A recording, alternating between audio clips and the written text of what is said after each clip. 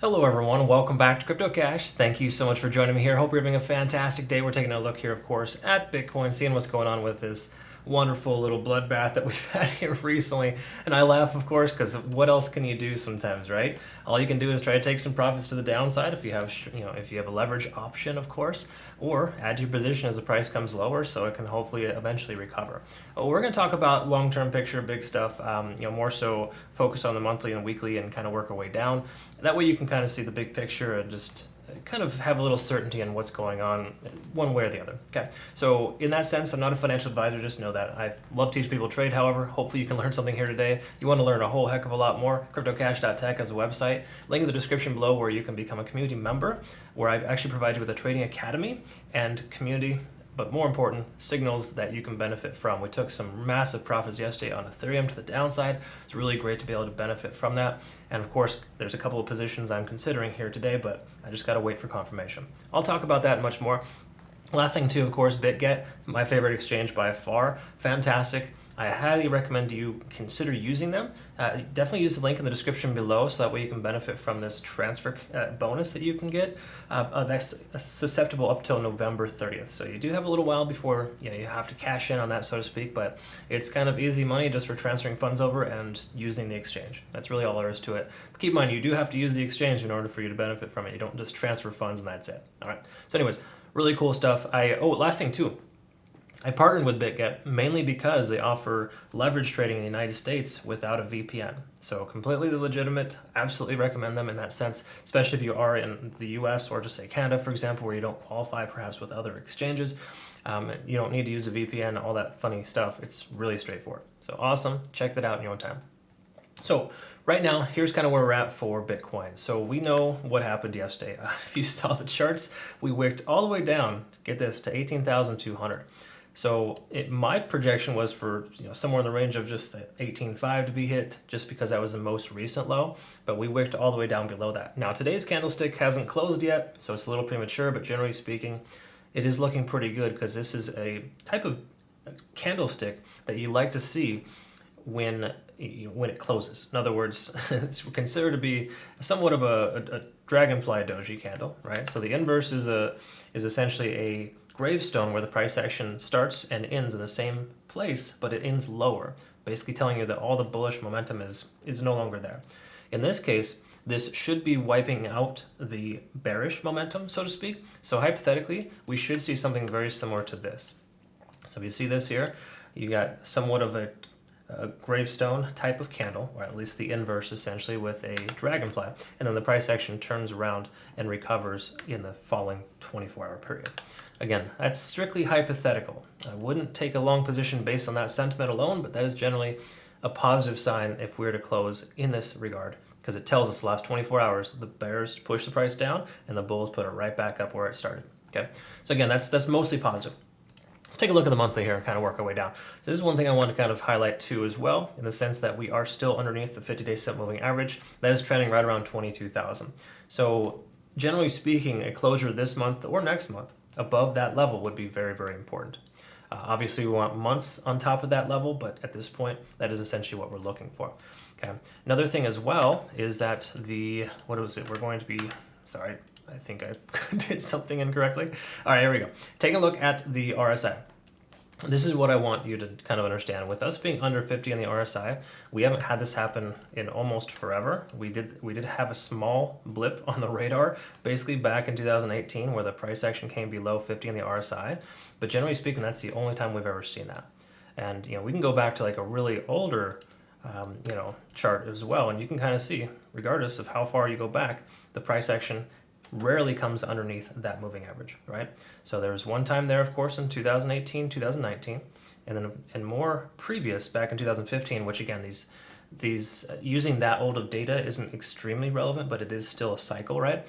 And you can see that the price action stayed below hand for almost a full, 7-8 months, okay?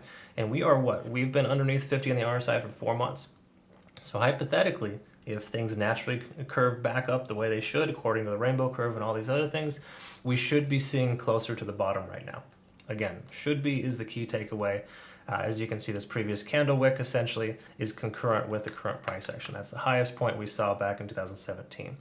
But if you take the candle body, that puts us right around 13,500 or 14,000 as a round number. And that's what number is getting circled or cycled around. If you've heard that term, 14,000 could be the lowest for Bitcoin. Hypothetically, we lose this point right now, 14,000 would be the next target as a rough estimate. All right, so anyways, that's kind of just big picture stuff there. RSI being under 50 is not fantastic, but hypothetically 3 to 4 more months and we'll be back up on track. Not saying it wouldn't happen sooner or couldn't, just generally speaking, previous trends have told us that when it goes below 50, it stays there for at least a half a year on average. That's roughly the time frame. And we're about 4 months into that cycle, give you perspective. All right, that's the monthly.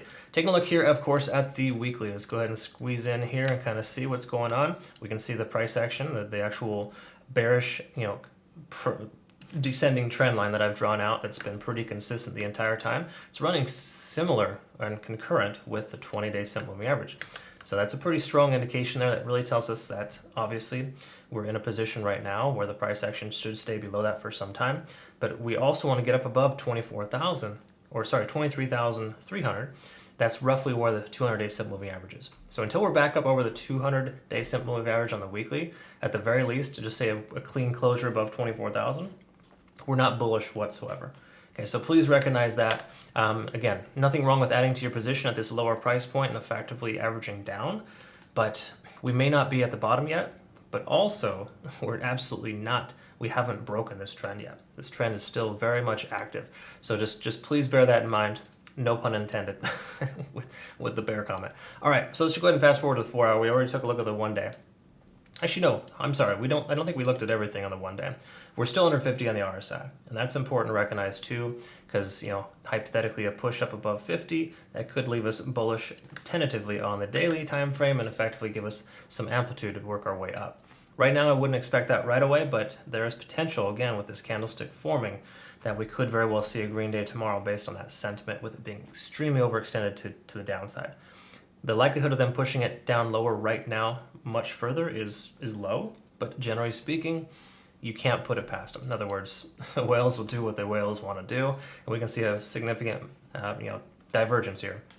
And that's just kind of the writings on the wall. So there's literally nothing on the daily time frame that tells us we're bullish, minus the fact that candlestick closing closer to a, just say it doesn't have to, but it could very well close close to where it opened. And if so, that would give us a sign that the potential of an upside could be there.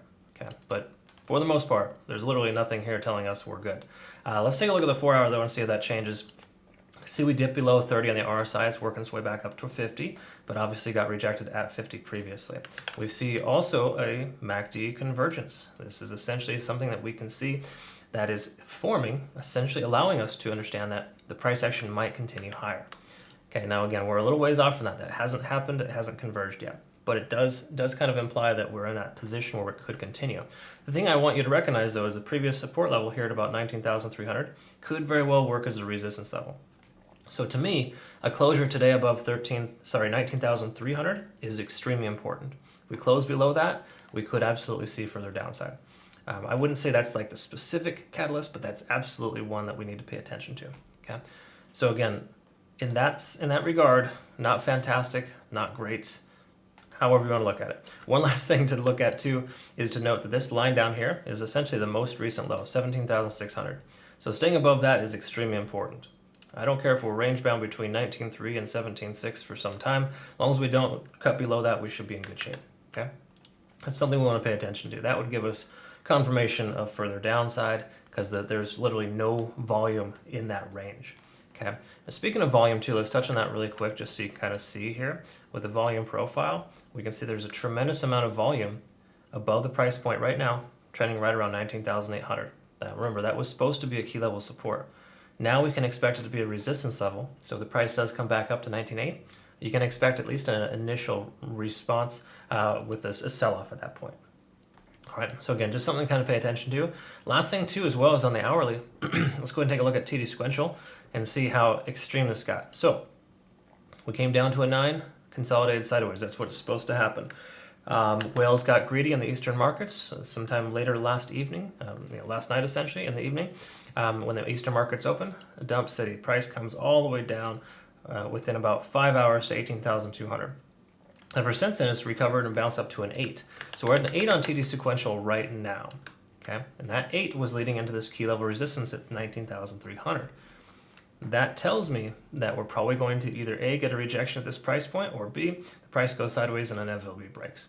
Okay, and if we do get a rejection, it wouldn't be the end of the world as long as we're still making higher lows. Right? We want to make higher lows. Higher highs are optional at this point. Higher lows are going to really help us understand that we're breaking this initial downtrend. Okay, so again, this is just something to kind of look at and think about. Let's go ahead and do one last thing here and kind of put this out. So we do have somewhat of a descending type of trend there we want to pay attention to.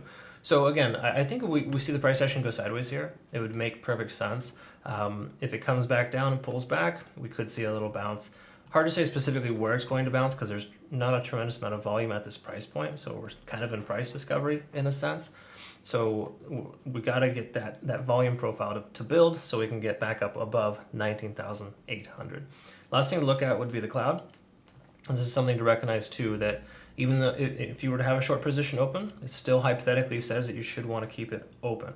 In other words, consider taking some profits, of course, because the price could increase from here. But on the same accord, it's really telling us that, hey, you have no reason to close your short position because there was so much amplitude to the downside that there's more range of motion here. So if you do have a short position open, I recommend moving your stop loss, to break even or just above so you can still remain profitable.